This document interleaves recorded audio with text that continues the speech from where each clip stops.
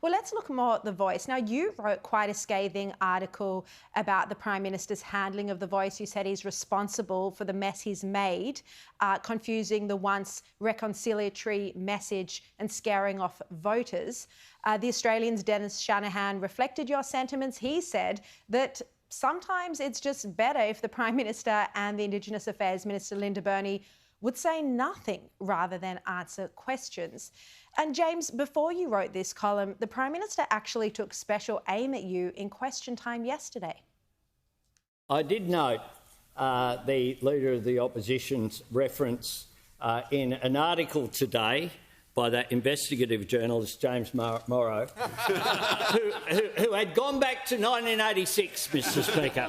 Gone back to 1986. He'd gone back to 1986 at a time where Crocodile Dundee had just hit the theatres. Most women didn't have paid maternity leave.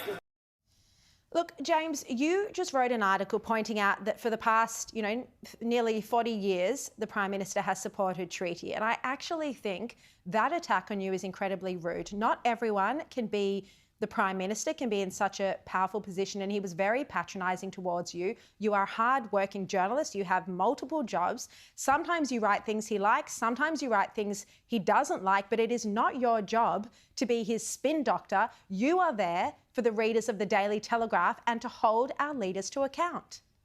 Well, Sherry, I'm just glad to count the Prime Minister as a reader of the Daily Telegraph, so it's very nice to know that the paper is being read in high places. But no, look, I thought it was actually a really odd response, and it showed, I think, a real glass jaw on the part of the PM. I mean, wouldn't the normal response say, hey, if we went to him and said, PM, back in 1986, you signed this? He should have just said, yeah, and I'm always proud to have been, supportive of Aboriginal rights in this country. And, this isn't about reparations or that sort of thing. This is about The Voice. But yeah, this has been a lifetime thing for me. Instead, we get this bizarre rant on the floor of Parliament because he didn't like something that was written that wound up doing, he thinks, what he has been doing from the start here, which is muddying the waters around The Voice. Because the whole debate this week, Sherry, has been, forget all of the stuff about treaty and truth-telling and Macarata. Just focus on The Voice.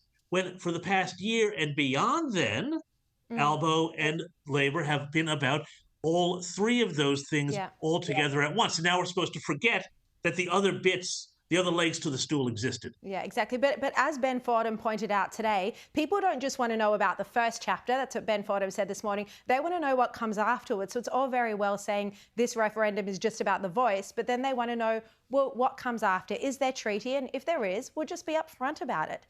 James Morrow, thank you very much for your time.